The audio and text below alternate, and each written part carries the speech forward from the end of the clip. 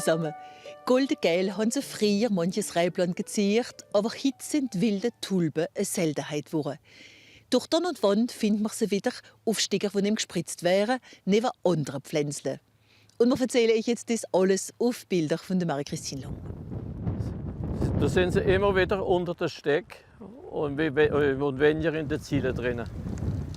Nach 40 Jahren Abwesenheit sind auf einer Parzelle vom Weingut Gilg in Mittelbergen Tulpen 2010 plötzlich wieder aufgetaucht.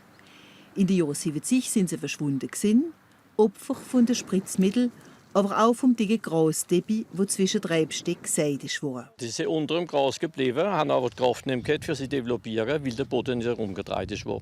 Das alte Stück, das vorher gesehen ist rausgerissen worden. Und dann ist tiefer umgestockt worden, auf 40 cm. Und dann sind die Zwiebeln wieder heraufgekommen.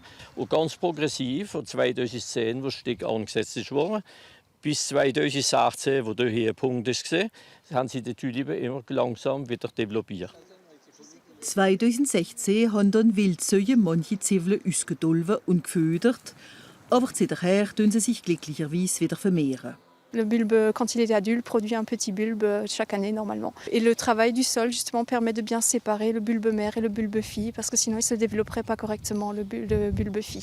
Et il faut qu'il soit tout seul, il faut pouvoir avoir nouveau de la richesse et se développer et porter une fleur. Ich weiß als Kind sogar, 50er Jahren, ist der Sozzenberg alle Jahre im April geil gewesen. In der Prüfung sind immer viele Touristen gekommen und sogar so die Schüler, die große Bouquet gemacht haben. Es ist nicht geschätzt gewesen, und es ist so viel da gewesen, es hat niemand nichts gemacht.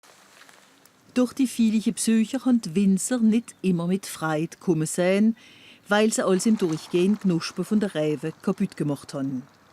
Tulpen sind also zelldür mehr als ein schönes und manchmal am Betons Unkraut angesehen worden. Guck mal, Lili. Da haben wir ganz schöne Blumen. Guck. Da. Das ist Muscari. Tu veux sentir? Et là, regarde, on a aussi des géraniums sauvages. On peut faire un bouquet. Tu vois? Tu veux le sentir? Elles sentent bon? Oui. Hier in Dambach gibt es keine einzige Tulpe. Denn hier ist Granitboden und Tulpenbrüche Lehm und Kalk. Aber der Winzer, der seit 10 Jahren total bio schafft, hat mehr als 50 Sorten Pflanzen in seiner Rebe gezählt. Dabei vergisst man nicht Taubnessel und viel Essbares wie Pimpinell. Alors? C'est bon? Encore? Ah oui. Là, je vois un poireau sauvage, Lily. Là, tu vois, ça c'est un poireau sauvage. Celui-là, on peut le cueillir pour mettre dans la soupe. Auf diesen Sticker bleibt immer etwas vom Frühjahr bis in den November hin. Und all die Pflanzen sind ein Bestandteil von einer ganzen Artenvielfalt, die sich hier wieder entfaltet und den Wind verbessert.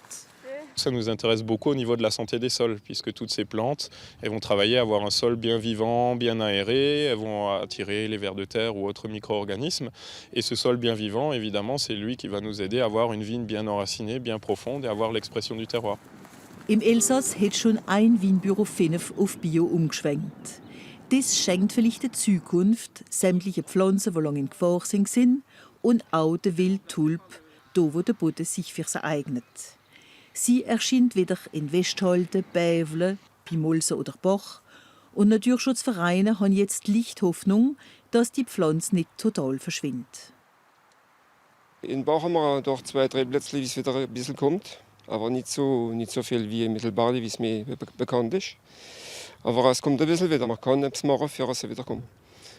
Wenn man richtig den Boden pflegt und nicht kein Traitement macht, kein Traitement Herbizid. Quoi.